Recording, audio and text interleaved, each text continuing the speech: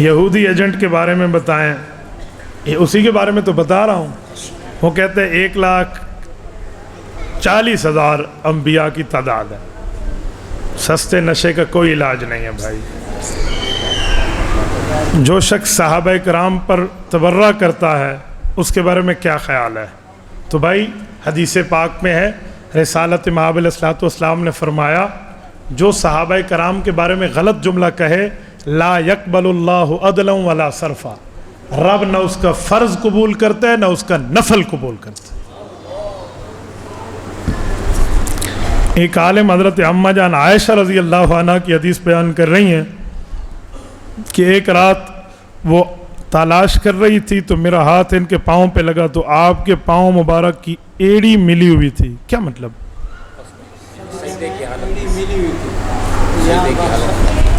آپ ایک منٹ، میں ان سوالات کا بہت اچھی طرح واقف ہوں. نو ایشو، ایسی کوئی بات بھی نہیں ہے.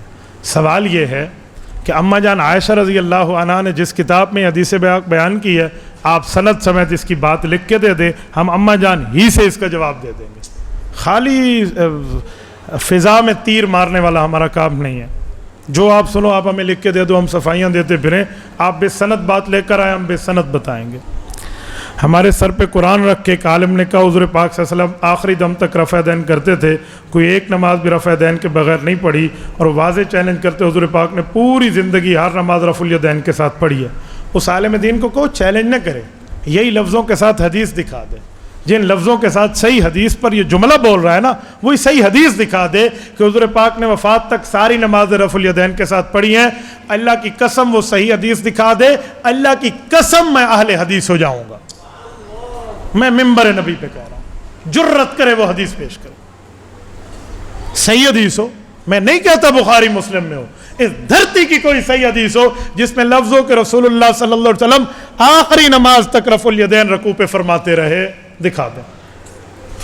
جو روایت یہ دکھاتے ہیں نا اس میں مجالد بن سعید ہے، اور اہل حدیث علماء نے لکھا ہے کہ کبھی اس روایت کو پیش نہ کرنا، اس میں تو اہل تشیع راوی موجود ہے. تو مجالد بن سعید جیسی راویاں اٹھا کر ذاکر راوی کو اس میں دکھا کر آپ ہمیں دکھاتے ہیں. اس پر میں بات کروں، پوری بات کروں. نمبر 1. نمبر 2، یہ عالم دین بڑا عقل مند ہے. یہ کہتے ہیں حضور پاک نے رفع الیدین کے ساتھ نماز پڑھی ہے، یہ نہیں کہتا رکوع والے رفع الیدین کے ساتھ. رفع الیدین تو تکبیر تحریمہ کو بھی کہتے ہیں جو آپ اور ہم سارے کرتے ہیں. ایسا رفع الیدین تو حضور نے ساری زندگی کیا ہے. تو رکوع والے لفظ کے ساتھ مجھے لفظ دکھا دے کہ قیامت تک حضور پاک نے آخر دم تک آخری نماز بھی رفع الیدین میں رکوع میں رفع الیدین کی ہے، تب تیری بات مانوں گا.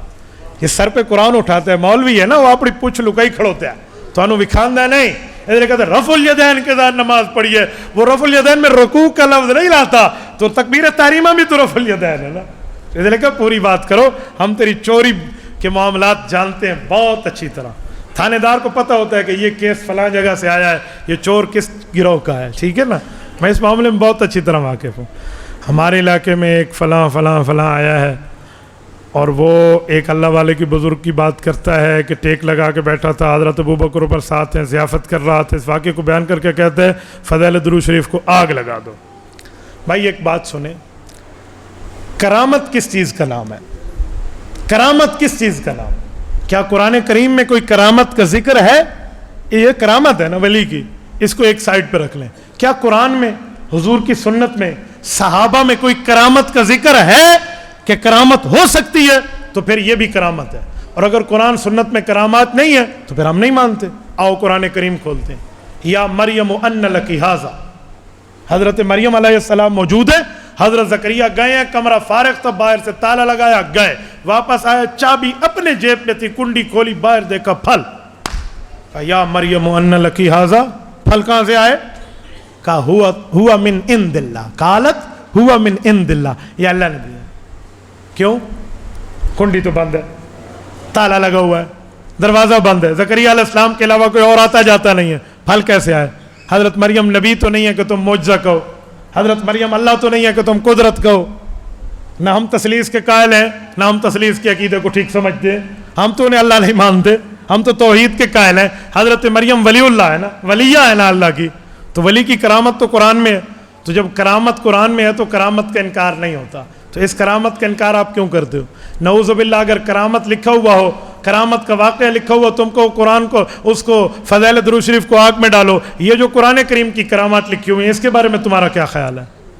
تھوڑا گزارا جس سیڑھی پہ چڑھ گئے ہو نا مولوی صاحب، اس سیڑھی سے اترو، ورنہ ایک دن تم ان آیات کا بھی انکار کر دو گے کہ آصف بن برقیہ جو تھا وہ کیسے تخت بلقیس لے کر آیا تھا، تم بیٹھے ہوگے پھر، وہ بھی کرامت ہے کہ ابھی تمہاری آنکھ کا پلک نہیں جھپکا ہوگا، پہلے یہاں پر لا کر حاضر کر دوں گا آصف بن برقیہ نے کہا تھا، یہ بھی کرامت ہے۔ تم اس آیت کے بارے میں کیا کہو گے؟ اس لیے کرامات کے بارے میں گفتگو کرنے سے پہلے اپنے علم کو تھوڑا سا سرچ کر لیا کرو کہ کتنے فیصد بچ گیا ہے، ایزی لوڈ لے لیا کرے کہ کہیں ایسا نہ ہو کہ بندہ ایک دن قرآن پہ بول بیٹھے۔ کچھ لوگ کہتے ہیں چیلنج قبول نہیں کرتے فلاں، یار ایسی باتیں ہیں۔ ہم امت کے معاملے میں اس بات پہ اسی لیے خاموش ہے کہ یار فلاں معاملہ ہے، فلاں ہے، اور یہ کہتے ہیں ڈر گئے ہیں۔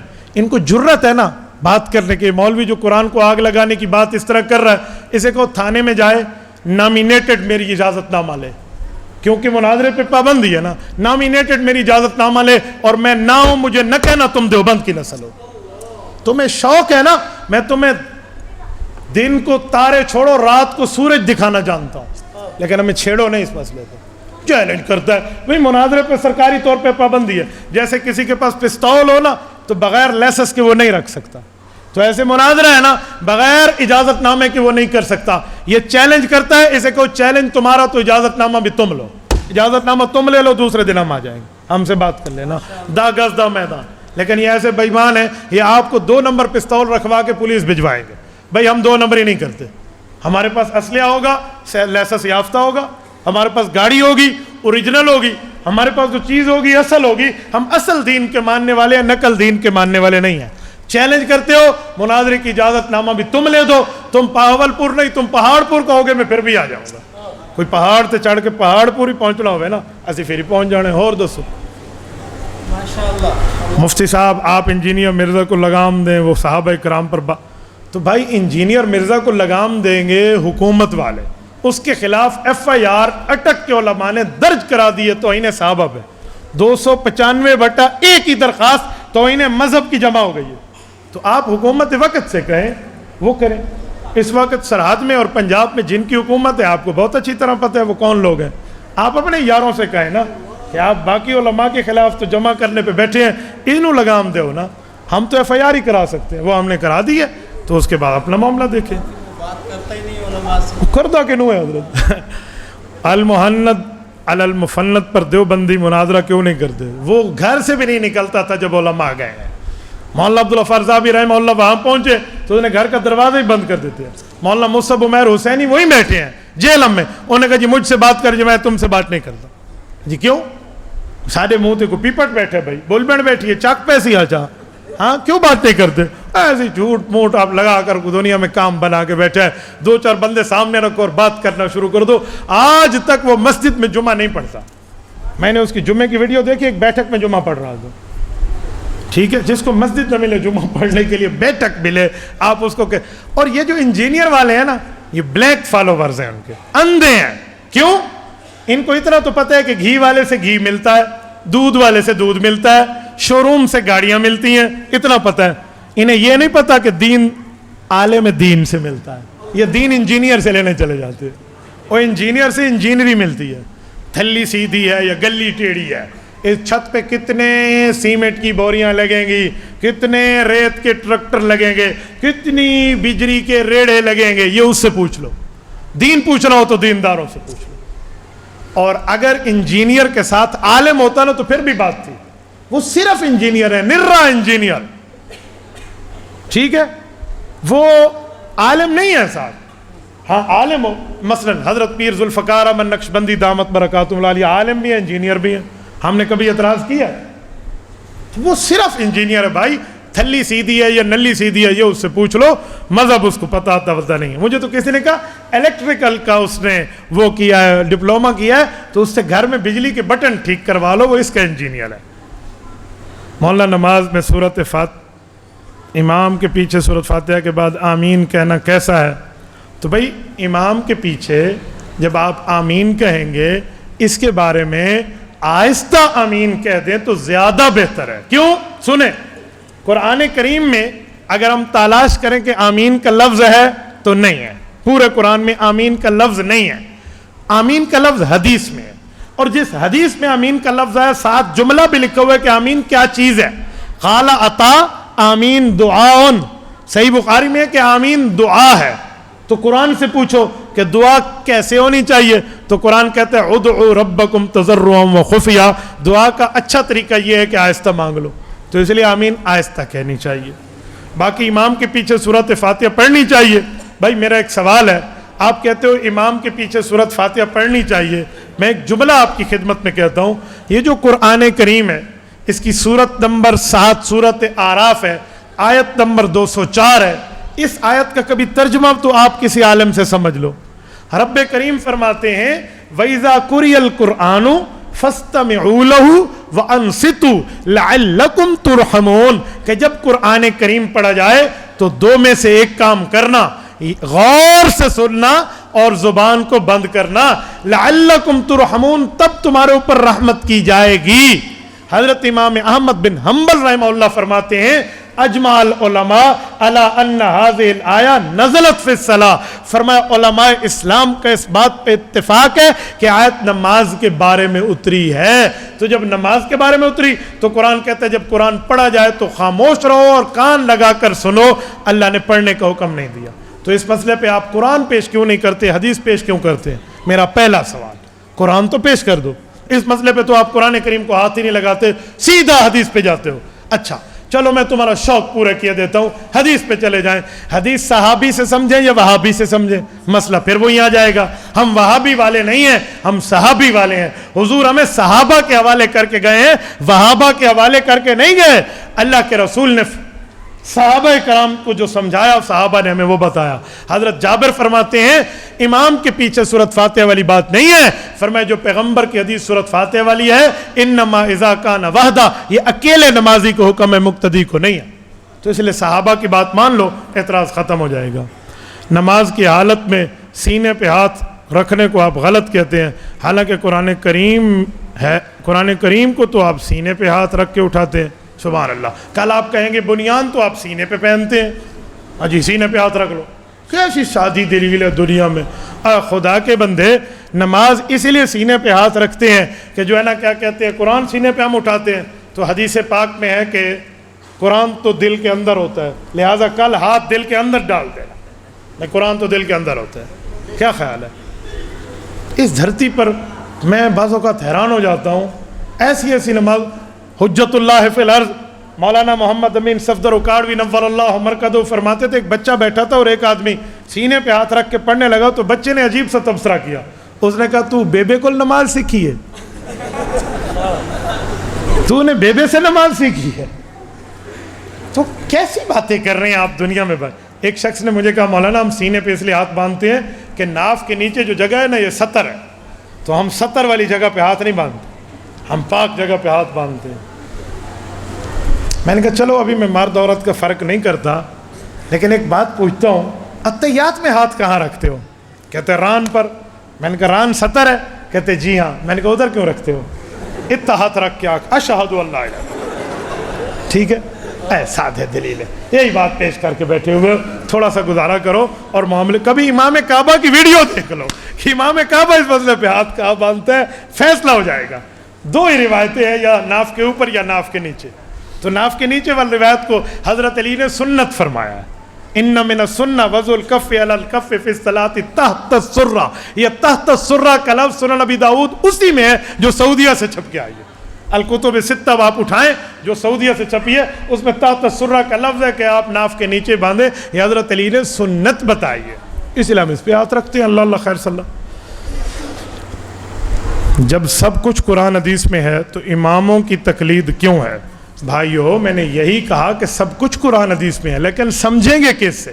سمجھیں گے پیغمبر کے صحابہ سے. صحابہ کا شاگرد امام ابو حنیفہ ہے، اس نے ہمیں بات بتا دی. جیسے حضور کا فرمان حضور کا شاگرد صحابی سناتا ہے، ویسے صحابہ کا فتویٰ امام ابو حنیفہ صحابہ کا شاگرد سناتا ہے. حضور کا فرمان حضور کا شاگرد بتا رہا ہے، صحابہ کا فرمان صحابہ کا شاگرد بتا رہا ہے. اس بنیاد پہ ہم نے ائمہ کرام کے مہارت کے طور پہ ان کی بات کو مانا ہے. اور میرے بھائی مانتا تو بھی قرآن حدیث نہیں ہے, زیادہ جرت نہ کر, میں تیرے اندر کو جانتا ہوں. بتاؤں اگر تم صرف قرآن اور حدیث کو مانتے نا تو تمہارے مولوی کتابیں نہ لکھتے, تمہارے مولوی ایک کتاب بھی نہ لکھتے. تھوڑے مولویاں تو کتاباں دے ڈھیر لکھ دیتے ہیں. کیوں لکھی ہے تمہارے مولویوں نے کتابیں؟ قرآن حدیث سمجھائی ہے. تو میں نے کہا آج کا مولوی قرآن حدیث سمجھائے تو ٹھیک ہے, صحابہ کا شاگرد ابو حنیفہ سمجھائے تو ناجائز ہو جاتا ہے؟ دماغ خراب ہے تیرا. عقل کو سامنے رکھ کے بات کرے. صحابہ کا شاگرد لکھا کے سمجھا دے, اجی نہیں مننا قرآن حدیث, تے تیرا مولوی لکھ کے آپ کے مسائل ان کا حل مولانا مبشر صاحب لکھ کے دے دے تو ٹھیک ہو جاتا ہے, مولانا روپڑی صاحب لکھ کے دے دے تو ٹھیک ہو جاتا ہے. تھوڑا گزارا کر. اگر سچا اہل حدیث بھائی تو میرا ہے, میں تجھے کو کافر مشرک نہیں کہہ رہا, تجھے گالی نہیں دے رہا, اگر تو سچا میرا اہل حدیث بھائی ہے نا تو پھر اپنے مولوی صاحب سے کہہ کہ مولوی صاحب صرف قرآن کا ترجمہ لکھ کے دو, صرف حدیث کا ترجمہ لکھ کے دو, باقی ساری کتابیں الماری میں رکھ دو. اگر تم سچے ہو. اگر تیرے مولانا صاحب, میں تو بڑی عزت سے نام لیتا ہوں, میں گالیاں نہیں دیتا, وہ تیرا ظرف ہے, اگر تیرے حضرت مولانا صاحب کتاب لکھتے ہیں اور تو بڑے شوق سے پڑھتا ہے تو پھر گلا احناف پہ نہ کر کے امام ابو حنیفہ کی بات کو مانتے, بلکہ تجھے زیادہ ہمیں سلام کرنا چاہیے کہ او حنفیو تم تو بہت اچھے ہو, صحابہ کے شاگرد کی تو مان رہے ہو, اسی تے 1400 سال دے مولوی دی مان رہے ہیں, 14 سال بعد کسے مولوی دی مان کے بیٹھے ہیں. تھوڑا سا تو گزارا کر دو. چلیں لے ہو گیا. رسول پاک صلی اللہ علیہ وسلم نے رفع الیدین سے منع نہیں کیا, منع کیا تو دکھاؤ. بیٹا میں تیری یہ شاطرانہ چال جانتا ہوں. حضور پاک نے رفع الیدین کا حکم بھی نہیں دیا, حکم دیا ہے تو دکھاؤ. ایک بات تو نے کی, ایک میں نے کہی. کہتے ہیں منع نہیں کیا, میں کہتا ہوں حکم نہیں دیا. تو کیا کرے گا؟ اس دھرتی پہ تو مجھے ایک روایت دکھا دے جس میں حضور نے فرمایا ارفعوا ایدیکم, میں حکم دے رہا ہوں رفع الیدین کرو. اس کے جواب میں کیا کہتے ہیں؟ حکم نہیں کیتا لیکن خود کیتا تا ہے. میں کہ جی منع نہیں کیتا, خود چھوڑاتے ہیں. جی ٹھیک ہے, تو حکم نہیں کیا تو ہے. میں نے کہا اگر منع نہیں کیا تو چھوڑا تو ہے. اور میں تجھے منع بھی دکھا دوں, تیرا منہ مانگا شوق پورا کر رہا ہوں. صحیح مسلم کتاب الصلاۃ جلد اول صفحہ 180, قدیمی کتب خانہ کراچی, حضرت جابر ابن سمرہ رضی اللہ عنہ راوی ہیں, فرماتے خرج علینا رسول اللہ وکننا صلینا, اللہ کے رسول تشریف لائے, ہم اکیلی نمازیں پڑھ رہے تھے. حضور پاک نے فرمایا مالی اراکم رافعی ایدیکم کأنہا اذناب خیل شمس اسکنوا فی الصلاۃ. اوے میں تمہیں شریر گھوڑوں کی طرح دم ہلاتے کیوں دیکھ رہا ہوں؟ حضور کے لفظ میرے نہیں ہیں. مالی اراکم رافعی ایدیکم, تم رفع یدین کر رہے ہو کأنہا گویا اذناب خیل, یہ گھوڑوں کے دم ہیں, شمسن شریر گھوڑے, اسکنوا فی الصلاۃ نماز میں سکون اختیار کرو. صحیح مسلم نہ ہو, جابر ابن سمرہ راوی نہ ہو, کتاب الصلاۃ نہ ہو, صحیح روایت نہ ہو, میری سزا گولی ہے. لیکن حدیث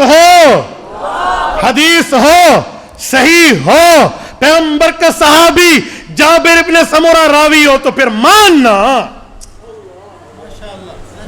اس کا جواب کیا دیتے ہیں؟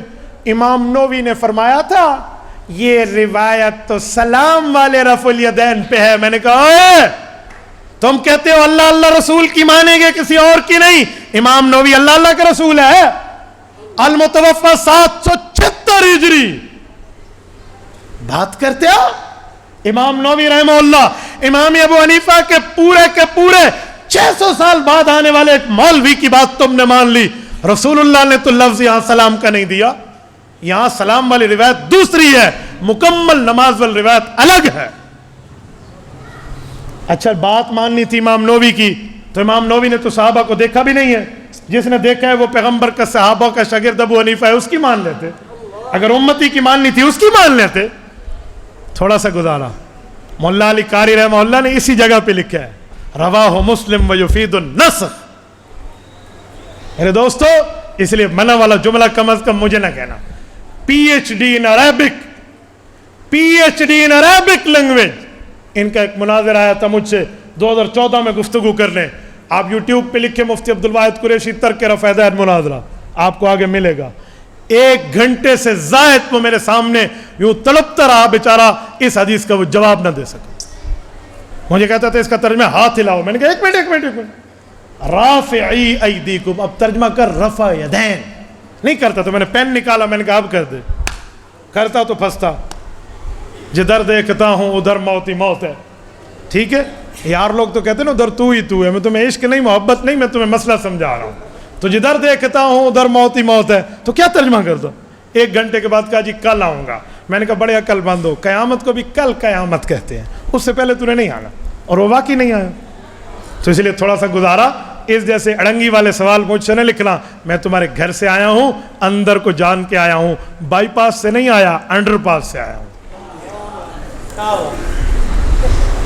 مسلک دیوبند تبلیغی جماعت, ان کی والدہ فوت ہو گئی, بھائی فوت ہو گئے, ماں اور بھائی کا جنازہ فلاں سے پڑھوایا, مفتی صاحب سے پڑھوایا. دریافت عمل یہ ہے, ماں کی وصیت پہ عمل کریں یا ہمیشہ گستاخوں کو پڑھوائیں. یہ علاقائی مسئلہ ہے, علاقائی علماء اس کو حل کر دیں گے. نماز جنازہ کے متصل بعد جو دعا ہے وہ کون سی ہے؟ میرے دوستو, نماز جنازہ کے بعد دعا ہے, لیکن قبر پہ جا کے. حضور پاک صلی اللہ علیہ وسلم نے وہی مانگی ہے. نماز جنازہ کے سلام کے بعد اللہ کے رسول نے دعا نہیں مانگی. اس پہ کوئی لڑنے کی ضرورت نہیں ہے. اگر کوئی بھائی کہتا ہے نا کہ حضور پاک نے دعا مانگی ہے, اسے کہو جی بالکل ٹھیک ہے, پین نکالیں جیب سے, اس کے ہاتھ میں کاغذ دے دیں اور پین دے دیں. اسے کہو حضور پاک نے اگر نماز جنازہ کے سلام کے فوراً بعد دعا مانگی ہے, وہ دعا کے لفظ لکھ دو. خدا کی قسم لفظ تم لکھ کے دے دو, عمل سب سے پہلے میں شروع کروں گا. حضور کے لفظ دکھا دو. اس دھرتی پہ کائنات تو الٹ پلٹ ہو سکتی ہے, حضور کے لفظ تم نہیں لکھ سکتے, نہ صحیح نہ ضعیف, کوئی بھی نہیں لکھ سکتے. کیوں؟ نہ صحیح روایت نہ ضعیف. کیوں؟ کہ حضور نے مانگی جو نہیں ہے. جب مانگی جو نہیں ہے تو لفظ ہی نہیں ہے. تو میرے بھائی جس حضور نے نہیں مانگی تو میں بھی نہیں مانگتا, حضور نے نہیں مانگی تو میں بھی نہیں مانگتا, لہٰذا مجھے اپنی دعاؤں پہ مجبور نہ کروں. ائمہ ثلاثہ جب امام اعظم ابو حنیفہ سے فروعی اختلاف کریں انہیں مجتہد مطلق کہا جاتا ہے, اس طرح صاحبین کریں تو انہیں مجتہد فی المذہب کہا جاتا ہے. اس کی کیا وجہ ہے؟ اگر کہا جائے کہ صاحبین مقلد ہیں فروع میں تو مجتہد ہیں, سوال پیدا ہوتا ہے استنباطی اصول و فروع کیا ہے؟ آپ تخصص فی الافتاء کی کلاس میں داخلہ لے لیں, ان سوالات کا جواب دے دیا جائے گا. آپ کا سوال عوام کے ذہن سے اوپر ہے تو آپ کا جواب عوام کے ذہن کے مطابق کیوں ہوگا؟ No issue. اصحاب الترجیح اصحاب التخریج, میں ان کا فیصلہ آپ کو سمجھائے دوں گا. آپ تخصص فی الافتاء میں تشریف لائیے. کچھ لوگ کہتے ہیں حضرت مولانا فضل الرحمان صاحب کا کوئی بزنس نہیں تو ان کے پاس پیسہ کہاں سے آتا ہے؟ میں پوچھتا ہوں عمران خان کا کوئی بزنس نہیں ہے, اس کا پیسہ کہاں سے آتا ہے؟ آپ اس کا جواب دے دیں, میں اس کا دوں گا. عمران خان کے فالوورز ہیں تو مولانا فضل الرحمان کوئی لاوارث ہے؟ جیب میں رکھو اپنے سوالات. اگر ان کا پیسہ کرپشن کا ہے مولانا کا, تو 4 سال سے گورنمنٹ ان کی رہی ہے وفاق میں, اور تقریباً ان کی گورنمنٹ 10 سال سے صوبہ خیبر پختونخوا میں ہے. ان میں جرت ہے تو مولانا کی کرپشن ثابت کر دیں. ایسی خواہ سے اعتراضات آپ نے لگائے ہوئے ہیں. نماز میں سورۃ فاتحہ, اس کا جواب میں آپ کی خدمت میں دے چکا ہوں. مختصر وقت میں علماء سو اور علماء حق میں فرق واضح کریں. علماء سو درباری مولوی ہوتے ہیں, حکومت کے کاسا لیس ہوتے ہیں, حق بات بیان نہیں کرتے, اور علماء حق بات بیان کرتے ہیں. حضرت صحیح بخاری میں حدیث پاک موجود ہے رفع الیدین کی. صحیح بخاری میں حدیث پاک موجود ہے رفع الیدین نہ کرنے والی آپ کو دکھتی ہے, نہ کرنے والی نہیں دکھتی. حضرت ابو حمید ساعدی رضی اللہ عنہ کی روایت موجود ہے, اس پہ کوئی رفع الیدین کا ذکر نہیں ہے, تو لہٰذا اس کی بات بھی تو آپ دیکھ لیں.